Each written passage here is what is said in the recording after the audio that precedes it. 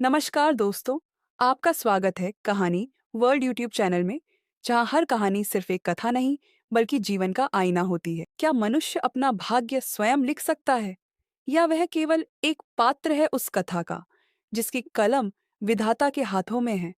हर युग में एक ऐसा चरित्र जन्म लेता है जो विधि को चुनौती देता है, यह सोचकर कि बल बुद्धि और घमंड के बल पर वह नियति की रेखाएं बदल सकता है। पर विधाता मौन रहते हैं, क्योंकि उनका न्याय कभी शीघ्र नहीं, सटीक होता है। यह कहानी है राजा वसुकेतु की, एक ऐसे सम्राट की जो अपने सामर्थ्य पर इतना गर्व करता था कि वह स्वयं को भाग्य से बड़ा समझने लगा। पर उसकी यात्रा उसे वहां ले गई जहां केवल अहम टूटता है और आत्मा जागती है। बहुत समय पहले की बात है, जब धरती पर धर्म और अधर्म के बीच की रेखा धुंधली हो चली थी और राजाओं के सिर पर मुकुट के साथ साथ अहंकार का भार भी होता था। उसी कालखंड में एक राज्य था, सौरागढ़, जो अपनी समृद्धि, संस्कृति और सैन्य बल के लिए दूर दूर तक प्रसिद्ध था। सौरगढ़ का शासक था राजा वसुकेतु, सुंदर, पराक्रमी और तेजस्वी। उसके दरबार में विद्वानों की कोई कमी न थी, और उसकी सेना इतनी विशाल थी कि जब वह युद्ध के लिए निकलता, धरती कांप उठती थी। परंतु उसकी सबसे बड़ी शक्ति थी उसका घमंड। उसे विश्वास था कि जैसा कोई नहीं, न उसके पूर्वजों में, न आने वाले समय में। एक दिन राज्यसभा में राजा वसुकेतु ने कहा, मेरे भाग्य की रेखाएं भी मेरी आज्ञा से चलती हैं। मैं विधि को भी पराजित कर सकता हूँ। सभा में मौन छा गया। वृद्ध राजपुरोहित ने सिर झुकाते हुए कहा, राजन, भाग्य और विधि को चुनौती देना उचित नहीं। यह संसार आपके शासन के अधीन नहीं, विधि के विधान से चलता है। राजा ने उपहास से हंसते हुए उत्तर दिया, पुरोहित, जब तलवार मेरे हाथ में है तो भाग्य मेरे चरणों में ही झुकेगा। यह अहंकार की शुरुआत थी, और विधाता ने सुन लिया। वसुकेतु के शब्द आकाश में गूंजे थे, लेकिन वे वहीं थमे नहीं। मानो ब्रह्मांड के गर्भ में छिपी कोई शक्ति उन शब्दों को अपने कक्षों तक ले गई थी। समय शांत था, पर विधाता जाग चुके थे। उस रात आकाश में अजीब सी बेचैनी थी। चंद्रमा मंद था और तारों की चमक जैसे किसी भारी बोझ से दबी हो। राजमहल के भीतर राजा वसुकेतु अपने महल की छत पर टहल रहा था। उसे नींद नहीं आ रही थी। तभी उसकी दृष्टि महल के बाहर मंदिर की ओर पड़ी। मंदिर में वर्षों पुराना अग्निकुंड था, जो बिना किसी हवन के भी जल रहा था। यह अग्नि बिना आहुति के क्यों जल रही है? उसने सैनिकों से पूछा। सैनिक भयभीत हो उठे। महाराज, यह अग्नि कई वर्षों बाद अपने आप जली है। ये कोई दिव्य संकेत हो सकता है। राजा ने उपहास में कहा, संकेत? यह मेरे यश की आभा है जो अग्नि बनकर जल रही है। परंतु अग्नि शांत नहीं थी।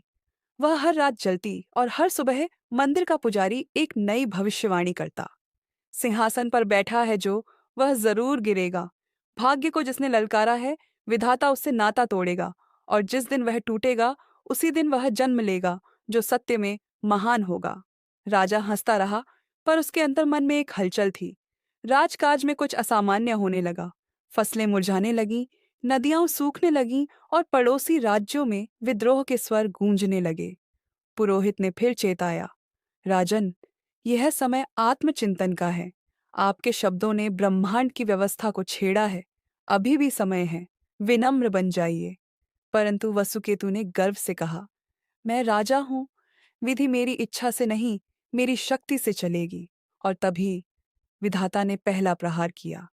विधि का विधान जब करवट लेता है तो सबसे पहले उसके संकेत दिखाई नहीं देते, वे महसूस होते हैं। उस दिन प्रातः वसुकेतु की आंखें एक भयावह समाचार पर खुली। दूत ने सूचना दी, महाराज, दक्षिण के सीमांत किलों पर आक्रमण हुआ है।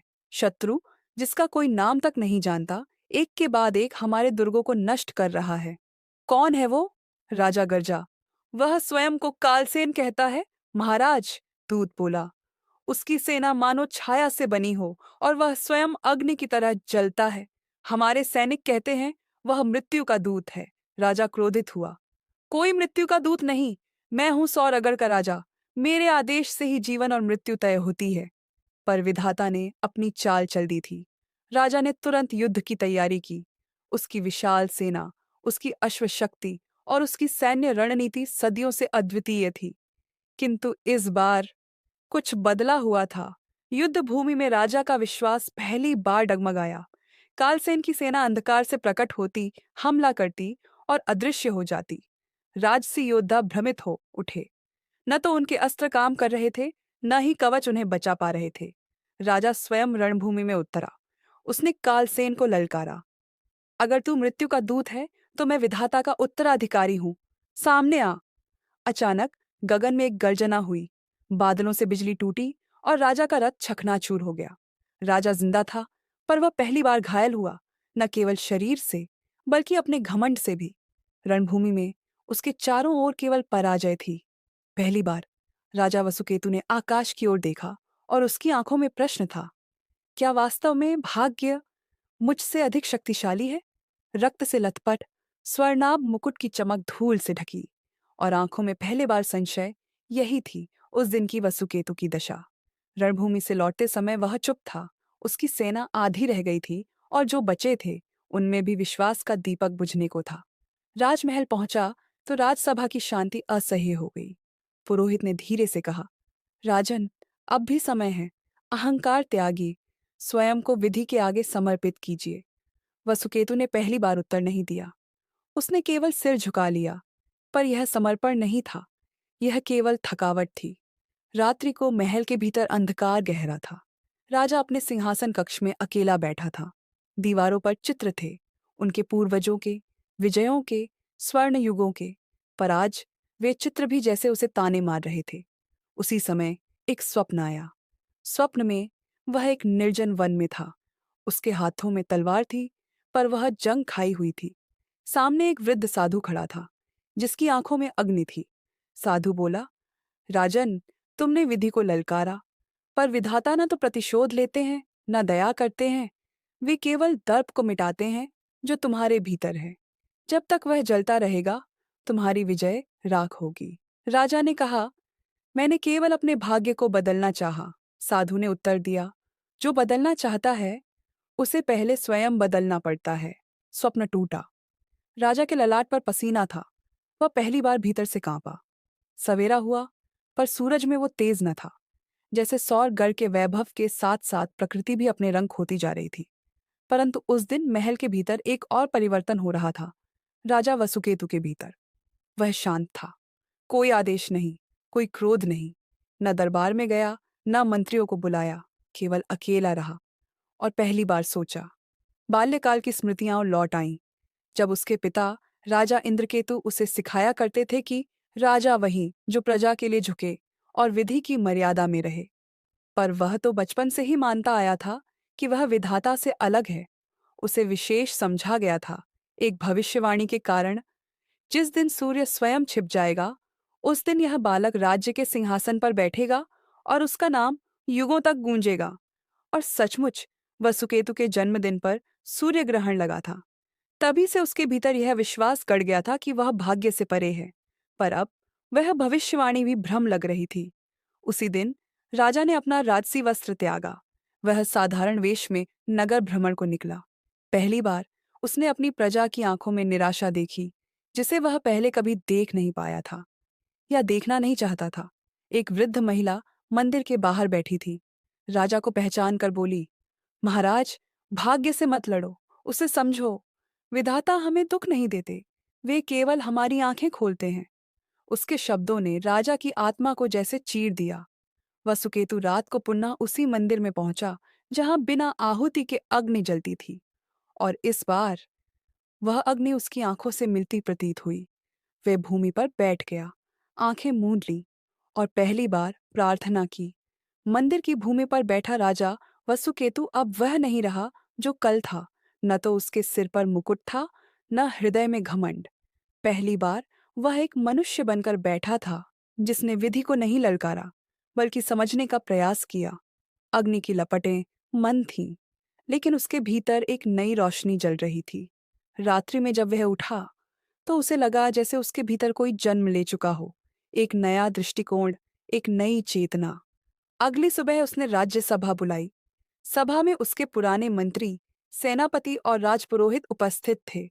सब यह जानने को आतुर कि अब राजा क्या निर्णय लेगा। वसुकेतु सिंहासन के सामने खड़ा रहा, बैठा नहीं, और कहा, मैं राजा अवश्य हूँ, परंतु मैं विधाता नहीं। मैंने अपने अभिमान में अंधकार देखा। अब मैं केवल सेवा करना चाहता हूँ, उस प्रजा की जिसे मैंने कभी सुना ही नहीं।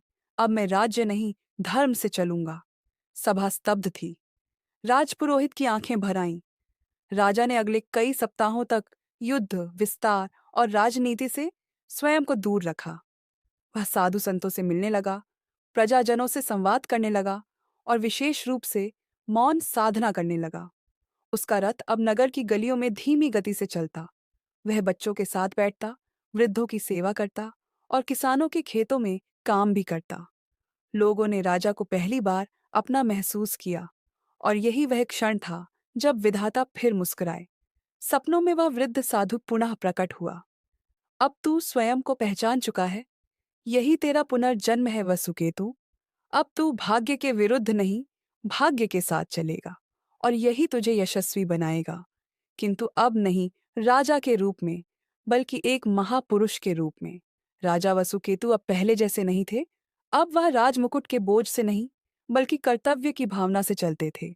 उनके चेहरे पर तेज तो था, लेकिन वह तेज अब अहंकार से नहीं, अनुभव और विनम्रता से जन्मा था। राज्य में धीरे धीरे परिवर्तन आने लगा। जहां पहले लोग भय में जीते थे, वहां अब विश्वास जाग उठा। करों में कटौती हुई, दंड की जगह संवाद ने स्थान लिया और न्याय अब केवल महलों में नहीं, गांवों की चौपालों में भी मिलने लगा। राजा की लोकप्रियता अचानक नहीं बढ़ी, पर गहराई से बढ़ी। एक दिन कालसेन की सेना की एक टुकड़ी पुनः सौरागढ़ की सीमा पर पहुंची, पर इस बार राजा ने शस्त्र नहीं उठाया, बल्कि वह स्वयं एक श्वेत वस्त्र पहनकर सीमांत पर पहुंचा। सेनापति चकित थे। राजन, आप निहत्थ थे? राजा मुस्कुराया। अब मैं युद्ध नहीं, शांति का प्रस्ताव लेकर आया हूं। जिस युद्ध का मूल घमंड था, वह अब समाप्त हो चुका है। कालसेन के दूत के सामने राजा वसुकेतु ने कहा, मेरे जीवन की सबसे बड़ी विजय वह थी जब मैंने स्वयं को पराजित किया। यदि तुम्हारा राजा भी इसी पथ पर आए, तो हम एक साथ निर्माण कर सकते हैं, विनाश नहीं। दूत लौट गया। कुछ दिनों बाद उत्तर आया। कालसेन युद्ध से पीछे हट गया। वसुकेतु की विनम्रता ने जो कर दिखाया, वह तलवार कभी नहीं कर पाई थी। उसी रात राजमहल के आंगन में एक दिव्य प्रकाश उतरा। पुरोहित ने कहा, राजन, यह विधाता की कृपा है। जो राजा स्वयं को पहचान लेता है, वह देवताओं का प्रिय हो जाता है। और राजा वसुकेतु आकाश की ओर देख चुपचाप मुस्कुराया। अब वह भाग्य से नहीं लड़ रहा था, वह भाग्य को जी रहा था। वर्ष बीत गए। राजा वसुकेतु अब वृद्ध हो चले थे, पर उनके हृदय में एक दिव्य शांति थी, जैसे कोई आरशी अपने तप के पूर्ण होने पर अनुभव करता है। राजमहल अब पहले जैसा भव्य नहीं था, पर वहां अब सद्भाव, सेवा और संतुलन का वास था। राजा ने धीरे धीरे शासन अपने योग्य उत्तराधिकारी को सौंप दिया, जो उसी मार्ग पर चला, विनम्रता और धर्म के पथ पर। एक दिन ब्रह्म मुहूर्त में राजा एक निर्जन पर्वत की चोटी पर ध्यान में बैठा। उसके साथ कोई नहीं था, न सैनिक, न सेवक, न कोई शोर, केवल उसका स्वयं से मिलन। वह अपने जीवन की संपूर्ण यात्रा का ध्यान करने लगा। एक घमंडी राजा, एक हार से टूटा पुरुष, एक साधक जो स्वयं को खोज रहा था, और अंत में एक आत्मज्ञानी आत्मा। उसी ध्यान में एक तेज प्रकाश प्रकट हुआ। वही वृद्ध साधु प्रकट हुए जो पहले स्वप्नों में आते थे। साधु बोले, वसुकेतु, तू अब राजा नहीं, तू अब कथा बन चुका है। तेरी यात्रा यही नहीं, युगों तक चलेगी। तेरी सीख, तेरी गलती और तेरी परिवर्तनशीलता ही तुझे अमर बनाती है। राजा की आंखें बंद थीं, लेकिन होठों पर एक शांत मुस्कान थी। और वहीं उसी शिखर पर राजा वसुकेतु ने अपने नश्वर शरीर को त्याग दिया, पर उसकी आत्मा, वह अब हर उस व्यक्ति के भीतर गूंजने लगी जो अहंकार से सीखता है, जो भाग्य को समझता है और जो सच्चे परिवर्तन के पथ पर अग्रसर होता है। उपसंहार, भाग्य का लिखा कभी नहीं मिटता, यह सत्य है, परंतु जो इसे स्वीकार कर स्वयं को बदलता है, वह भाग्य को अर्थ देता है। राजा वसुकेतु की गाथा इसी का प्रतीक है कि विधि का विधान अटल है, पर उस पर चलने वाला व्यक्ति कालजयी बन सकता है। क्या मनुष्य अपना भाग्य स्वयं लिख सकता है, या वह केवल एक पात्र है उस कथा का जिसकी कलम विधाता के हाथों में है? हर युग में एक ऐसा चरित्र जन्म लेता है जो विधि को चुनौती देता है, यह सोचकर कि बल बुद्धि और घमंड के बल पर वह नियति की रेखाएं बदल सकता है। पर विधाता मौन रहते हैं, क्योंकि उनका न्याय कभी शीघ्र नहीं, सटीक होता है। यह कहानी है राजा वसुकेतु की, एक ऐसे सम्राट की जो अपने सामर्थ्य पर इतना गर्व करता था कि वह स्वयं को भाग्य से बड़ा समझने लगा। पर उसकी यात्रा उसे वहां ले गई जहां केवल अहम टूटता है और आत्मा जागती है। अगर आपको हमारी बातें अच्छी लगी तो कहानी वर्ल्ड को लाइक, शेयर और सब्सक्राइब जरूर करें, क्योंकि यहाँ हर कहानी सिर्फ सुनाने के लिए नहीं बल्कि जिंदगी बदलने के लिए होती है। धन्यवाद।